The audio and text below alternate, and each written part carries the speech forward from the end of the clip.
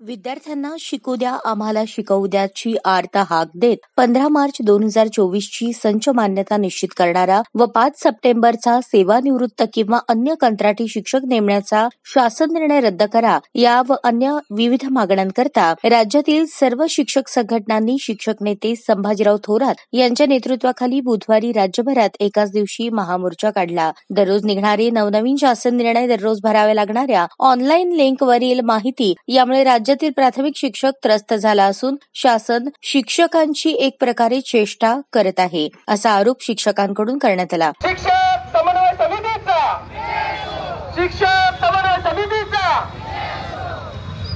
अरे रद्द करा शासन निर्णय रद्द करा। नमस्कार, मी सुरेश पवार, जिल्हा शिक्षक समन्वय समिती सदस्य।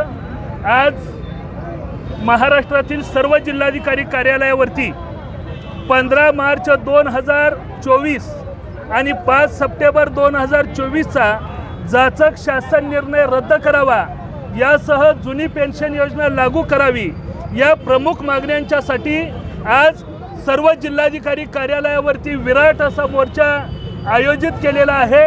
या मोर्चाच्या निमित्तानं शिक्षकांच्या वरती वेगवेगळ्या स्वरूपाची सातत्यानं अशैक्षणिक स्वरूपाची जी कामं लादली जात आहेत आणि त्याचा वाईट परिणाम विद्यार्थ्यांच्या गुणवत्तेवरती होतो आहे। या पार्श्वभूमीवरती आम्हा शिक्षकांना शिकू द्या आणि विद्यार्थ्यांना शिकू द्या अशी अर्थ घेऊन आज महाराष्ट्रातील शिक्षक बांधव रस्त्यावरती उतरलेला आहे।